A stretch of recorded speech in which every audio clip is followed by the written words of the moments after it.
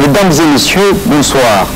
Nous avons le plaisir de vous présenter aujourd'hui une série d'émissions tout à fait spéciales. Elle est spéciale en effet car elle a été conçue et réalisée par les pionniers de notre jeune télévision.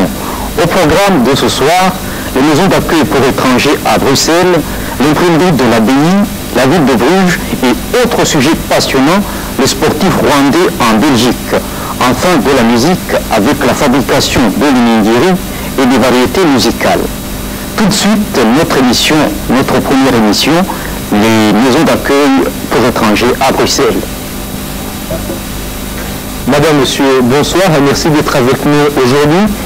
Les stagiaires, les pionniers de notre jeune télévision viennent de passer 6 mois en Belgique où ils ont effectué un stage de formation de 6 mois.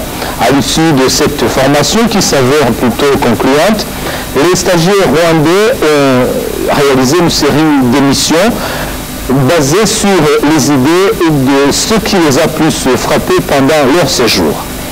Il s'agit de programmes allant de l'infrastructure d'accueil pour étrangers en Belgique à la variété, en passant par plusieurs autres niveaux, et notamment le tourisme, le travail dans une imprimerie, l'évolution des sportifs rwandais en Belgique, ainsi que la découverte d'un instrument de musique rwandaise en Belgique. En vous proposant ces programmes, nous espérons non seulement pouvoir retenir votre attention, mais aussi pouvoir vous plaire. Et sans plus tarder, voici la toute première émission, les maisons d'accueil en Belgique. Madame, Monsieur, bonjour, merci d'être avec nous. Je vous invite maintenant à suivre un programme télévisé sur les maisons d'accueil pour étudiants et stagiaires étrangers en Belgique. C'est une émission qui a été réalisée en guise d'exercice par des stagiaires rwandais en télévision à Bruxelles. Et donc vous comprendrez et vous excuserez la qualité technique qui est plus ou moins défectueuse de cette émission. Mais quand même, ceux d'entre vous qui comptent très prochainement se rendre en Belgique en tirant un très grand profit. Et pour cela, et pour vous tous qui nous suivez, je vous souhaite une très bonne réception et de des moments très agréables. Merci.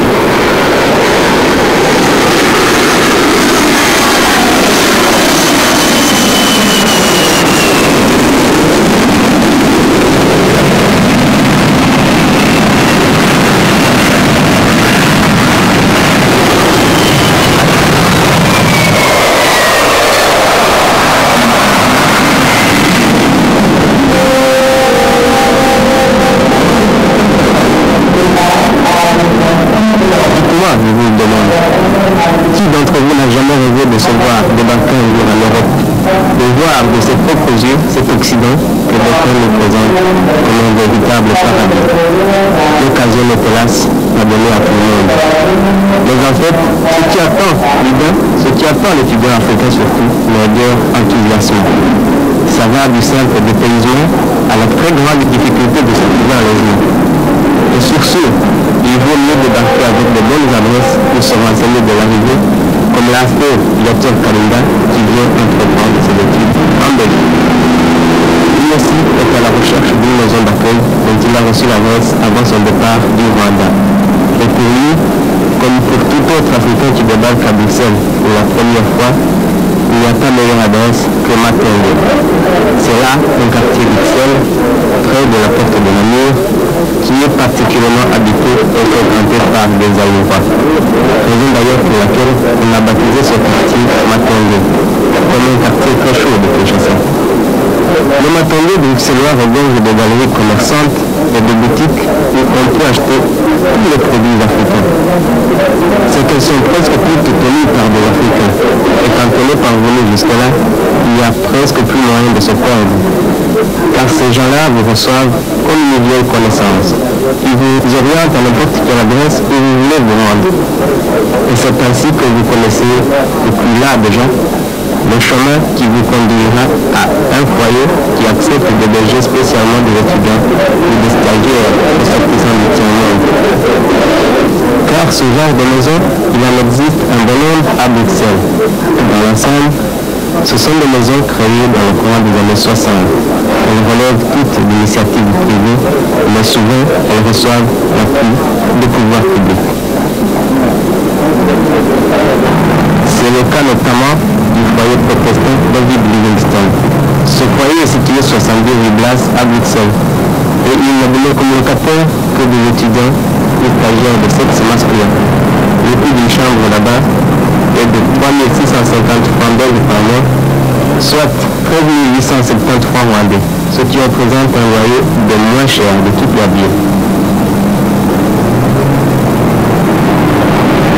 Une seconde maison d'accueil se trouve à la rue de la Source.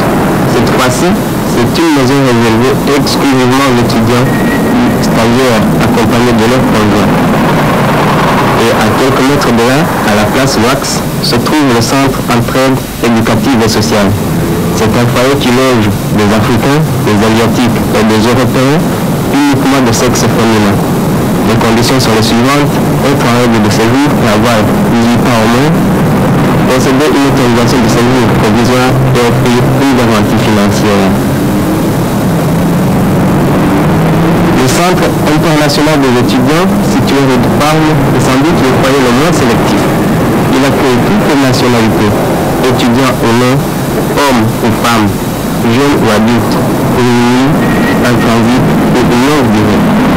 Ici, le projet et la situation financière de la personne importe peu. Voilà, mesdames, messieurs, ce rapide séjour sur la maison d'accueil pour étudiants étrangers qui sont sises à Bruxelles vous a permis quand même de vous faire une idée sur ces maisons. Mais ce n'est pas tout. Nous allons découvrir une des plus célèbres d'entre elles, une des plus connues encore. C'est la maison africaine. Notre ami Viateur Kalinda, que nous accompagnons il y a quelques instants, il a trouvé une chambre et c'est avec lui que nous allons découvrir cette maison. Revoici donc Kalinda venant de Matonge, ce quartier tout proche de la maison qu'il a décidé d'habiter. Il arrive à cette fameuse maison africaine dont nous avons d'abord rencontré le directeur pour lui poser la question de savoir les conditions d'admission comme locataire. On doit avoir des droits de séjour en Belgique en principe, on doit être ressortissant d'un pays du tiers-monde et normalement être inscrit à un institut d'études ou à l'université ou avoir un lieu de stage où on peut passer son temps en apprenant des choses, surtout pas pour que les gens s'enrichissent en privé, mais que les choses qu'ils ramènent chez eux fait profiter le développement du pays. En fait, la maison africaine se définit elle-même comme un service d'accueil mis à la disposition des Africains, et spécialement ceux d'Afrique centrale, pour les aider à résoudre les difficultés qu'ils rencontrent dans leurs études. Outre l'hébergement, elle s'offre en assistance à tout Africain et capteur humain, tant sur le plan moral que financier. C'est là la tâche du fameux service social de la maison. Il s'emploie à résoudre tous les problèmes qui lui sont soumis. Problèmes de bourse, de frais médicaux ou de ménagement, régularisation de dossiers juridiques, problèmes d'ordre psychologique, et j'en passe. Tout cela vaut à la maison d'être plus fréquentée et plus connue que n'importe quelle autre. Elle totalise entre 27 000 et 30 000 unités par an. Les locataires qui sont passés par là représentent plus de 30 nationalités. Les plus nombreux sont les Aïoua, suivent dans l'ordre d'importance les Congolais et les Rwandais. Ici, le prix de la chambre ne se calcule pas à la multiplicité de services qu'offre la maison. Certains le trouvent symbolique, qui en effet peut jouir à 5 500 francs belges par mois, soit 20 900 francs rwandais, d'un chez-soi aussi confortable, aussi inclus que celui-là dont a pu vivre Dr Kalinda dans une grande ville européenne comme Bruxelles. Et le vantage de services qu'offre la maison africaine est assez large. Essayons de le passer à revue, au risque de ne pas être exhaustif. Un restaurant propose un plat du jour au prix de 100 francs d'euros par repas, midi et soir. Le service est assuré tous les jours de l'année et le restaurant est ouvert aussi aux non-locataires. Une moyenne de 30 000 repas sont servis par an. On marque ici une certaine sensibilité aux préférences culinaires africaines. C'est chaque fois le repas chaud, bien assaisonné, et le client peut se faire servir autant de fois qu'il veut pour le prix d'un seul repas.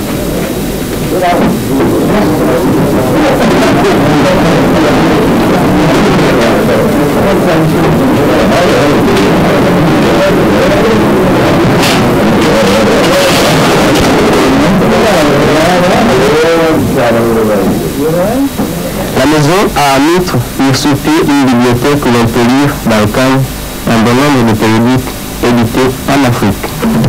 Et à défaut de grands terrains de sport, les régions ont quand même une salle de ping-pong à leur disposition. Mais c'est la salle commune qui est la plus caractéristique de la vie à la maison africaine. Une conviviale ambiance de bistrot où sont servies quelques-unes de nombreuses bières brassées en Belgique. Cette ambiance est en plus ponctuée par de nombreux jeux, cartes, Scrabble, dames, tickets, etc. Le tout devant un écran de télévision qui, bien souvent, retient très peu l'attention de ce monde autrement distrait, sauf quand il s'agit de se mettre d'accord sur un programme à suivre ou quand l'information porte sur les nouvelles politiques du pays d'origine d'un chacun.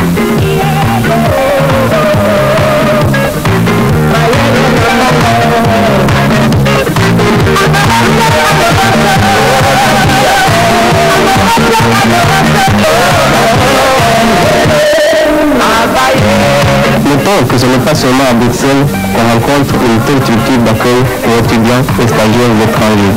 C'est ainsi que nous avons à Liège le foyer international des étudiants, 46 lits exclusivement réservés à l'accueil des jeunes gens. À Charleroi, il y a le centre d'assistance culturelle aux étudiants africains. Et non loin de là, nous avons à Jambu un foyer de nom Boutou. C'est la maison Nord-Sud. Le centre universitaire de Louvain-la-Neuve abrite le foyer placé qui compte 127 lits. Son homologue flamand, Leuven, abrite lui aussi un foyer similaire.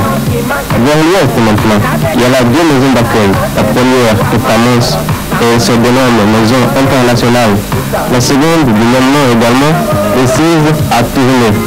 Une maison semblable, encore une fois réservée aux étrangers, se rencontre à Anvers. Enfin, un dernier centre, non de loin de taille compte près de 50 chambres, est situé à Gand.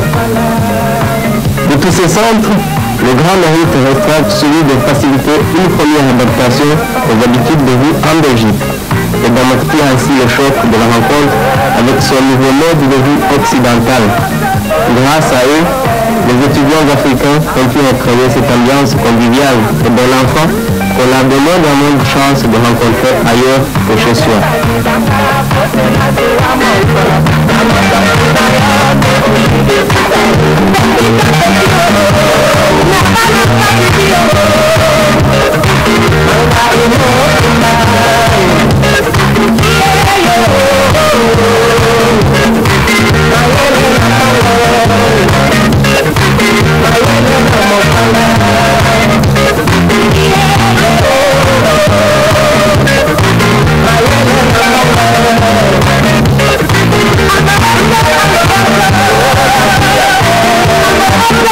Voilà.